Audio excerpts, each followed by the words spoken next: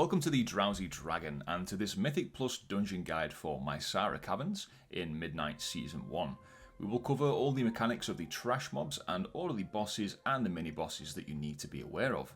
I will be covering all of the dungeons for Midnight Season 1, so be sure to subscribe to the channel and stay tuned for those upcoming videos. Thank you.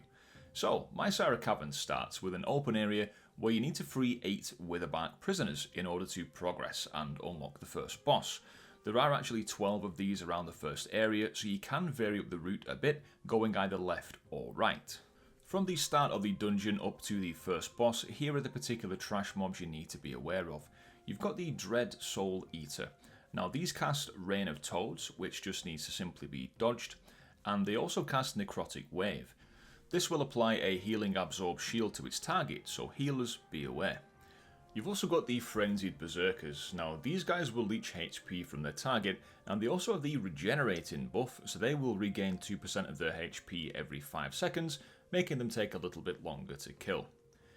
Then you've got the Hex Guardians. These cast Ritual Firebrand, which leaves a magic damage over time effect on the target, which is dispellable. You've then got the ability Magma Surge, which is going to be aimed at one person. It's a frontal that needs to be dodged by everybody else, so just try and get this out of the group. When these guys die, they will explode, so just step out of the fire swirly. Then you've got the Ritual Hexers. These guys are also going to cast Hex, which is going to be your priority kick in these particular packs. So depending if your group goes left or right, the trash that you kill will vary up slightly. They're not identical on both sides, so there'll be some combination of these types of mobs. Whichever way you go, left or right, you definitely want to clear into one of these big huts that you can see on the map. Once you've done that, in the bottom floor, you can interact with these cauldrons inside to get yourself a buff, the Hearty Valbrandt's Stew, which will give you 3% leech and reduce damage you take from AoE attacks by 3% for 30 minutes. Which also persists through death, so do be sure to get this buff. These can be found in the large building on the left or right hand side, depending on what route you take. Another trash mob to be mindful of are the Hulking Juggernauts. These are the guys on the Mammoths, so they will do a lot of damage to your tank with rending gore and leave a bleed on them, and also watch out for the Deafening Roar going off. This will do big AoE damage to your group, and it also interrupts your casts, and it will lock you out of that School of Magic for a few seconds. So this should be your priority kill target in any packs with those in. Final mob to think about are the Umbral Shadowbinders. Now these will cast Shrink on a target. It's a cast which then begins a channel, so do kick or disrupt this ability in any way you can. They also summon this purple shadow swirly that you just need to move out of. Once you've cleared some trash and freed 8 captives, the first boss becomes available. So boss number 1 is Muro'jin and Necraxx. These two bosses do not share HP, which is quite important. If you kill the troll first, the pet will gain a 20% damage buff. If you kill the bird first, the troll will then try and revive the bird to 35% health. Now this may result in a wipe or cost you a lot of time. So looking at Muro'jin's abilities first. So the troll, one ability is Flanking Strike, where he will leap behind the tank and do some damage to the tank. It also leaves an 8-second bleed on them, and it will knock the tank away as well. So ideally try and position this by the side of the room so you get knocked back there and you don't have to travel very far. Muro'jin will also throw out freezing traps. Now these do need to be dodged and ignored for now, but be sure not to go too far from one because they will be relevant for another mechanic. If you walk into them, they will stun you for 8 seconds, although damage can break you out of this. Once the trap is broken, you will then also leave slippery ice on the floor. So Muro'jin's other ability is Barrage. Now he picks one person from the group and starts shooting venomous arrows towards them. It's a big frontal cone, so do try your best to dodge this. If you get hit by it, it will add a stacking movement speed reduction debuff to you. So this can make the other mechanics much harder to deal with. The tip here is to not be too far away from Muro'jin when he starts casting this ability, just so it's easier to move out of this. Next, Necraxx, he is going to cast Carrion Swoop. So he's going to choose a random player, he's going to mark them, and then he's going to start charging towards them. So everyone in the path of that ability is going to get damaged and knocked high up into the air. What you need to do here to counter this mechanic is to purposefully go and stand in a freezing trap. You will get stunned, but then Necraxx will charge into you and stun itself, and you will get freed. If you do get hit by the swoop by either not going into the trap on time, or standing in the way when he's charging at somebody else, Muro'jin will also throw an axe at you when you get knocked up, knocking you even further upwards and doing more damage to you, likely being fatal. So this is the key mechanic of this fight. Necraxx also casts Fetid Quillstorm, so just dodge this as best you can. She will also hit you with infected pinions that do disease damage over time. Once you've killed them both, head through the gate and start heading down towards the huge bridge. The trash from now on will be a little bit different. So one new mob is the Restless Naldin. This is the big guy. These do staggering blows on your tank, so they'll take quite a lot of damage, as well as Ancestral Crush, which is an AoE centered on themselves that you just all need to dodge. You've then got these reanimated warriors. When you kill these guys, they will start to revive themselves, so just make sure that you kick that ability or disrupt it in any way with any CC ability. You also have the Bound Defenders. Now these will summon Soul Storms, two spinny purple swirlies that you will just need to move away from.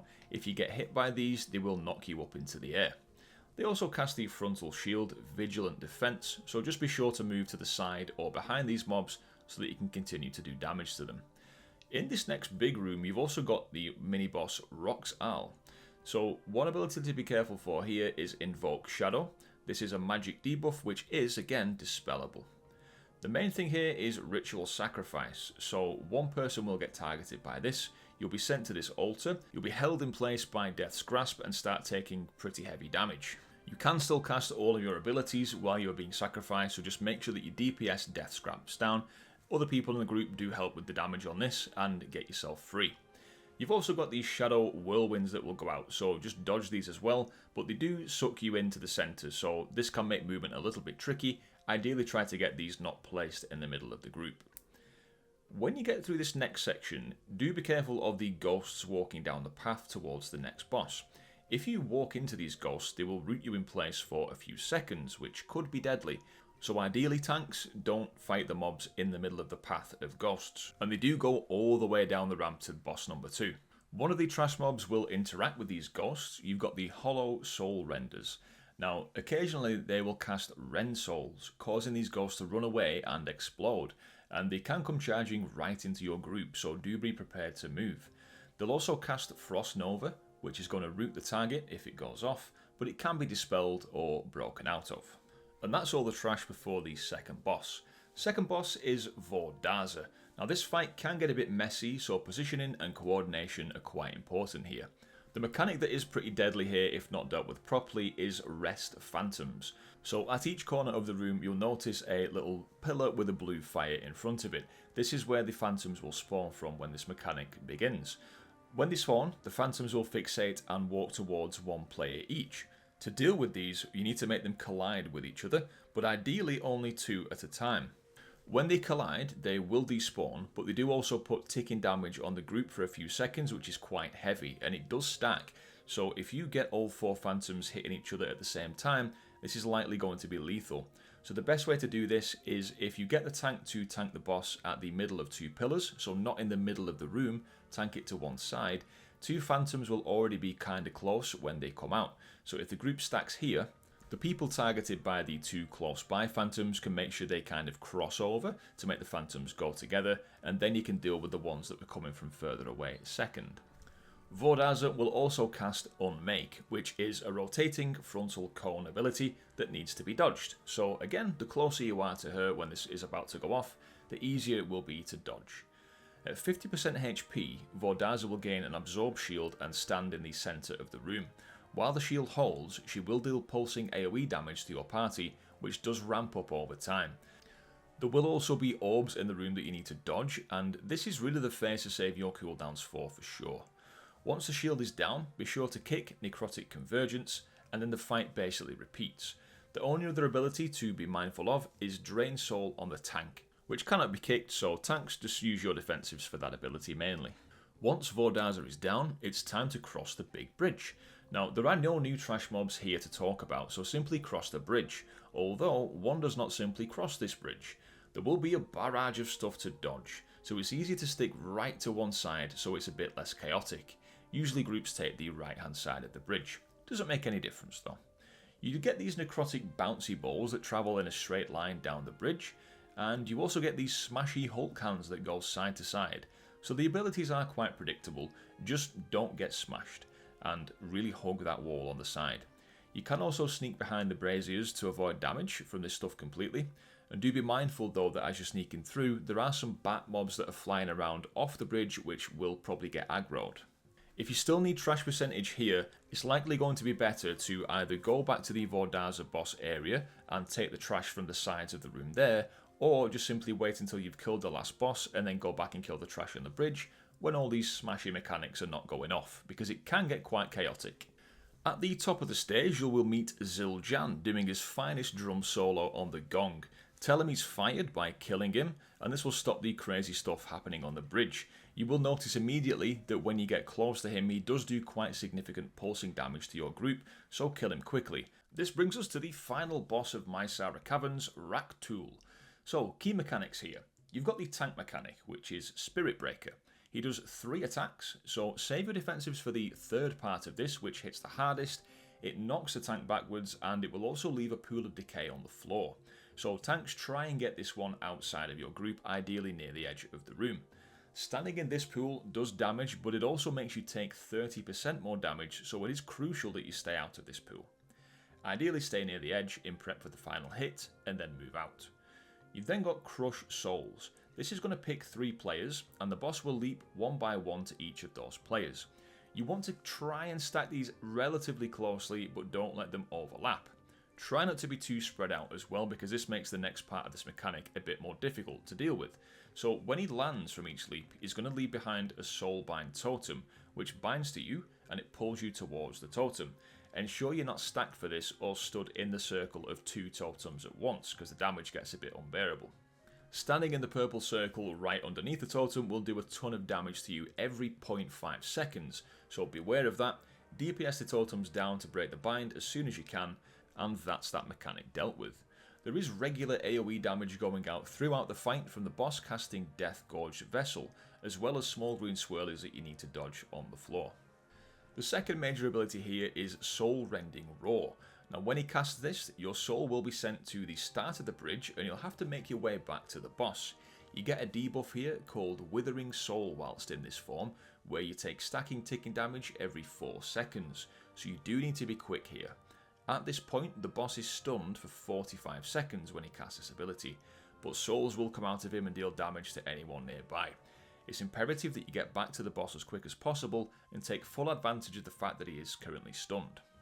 To get back to the boss, you need to navigate this gauntlet together. To do this, take note of the malignant souls. These will be the mobs with the big circles around them that can be kicked, stunned, or otherwise CC'd to break this circle, which gives you some more space to run through, but the important part is doing this will give your whole group a 25% movement speed buff that also stacks, so it's crucial that you stay together here for this buff.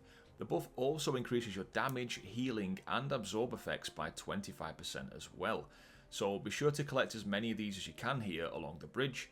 Do be sure to not touch these smaller ghosts on the bridge. Getting back to the boss as soon as you can is very rewarding, as you can pop all of your cooldowns, even Heroism or Bloodlust here if you've got it available, and nuke the boss as hard as possible while he is still stunned. The mechanics will then basically repeat, so that is the fight. It can seem quite hectic on the first try, but remember, focus on the mechanics of the fight and you will get this boss down. Remember, a dead DPS does no DPS, so mechanics are top priority. That does conclude our dungeon guide for Maisara Caverns in Midnight Season 1. Here on the screen now you can see a TLDR recap of the dungeon bosses. Now be sure to subscribe to the channel for all the other dungeon guides that are coming up for Midnight, and please leave a like on the video if you have found it helpful. If you'd like to directly support me and the channel, then you can also become a member here on YouTube or on Patreon. The links are in the description. Thank you very much for watching. I've been the Drowsy Dragon. Good luck in your dungeon runs, and I'll catch you in the next one. Cheers!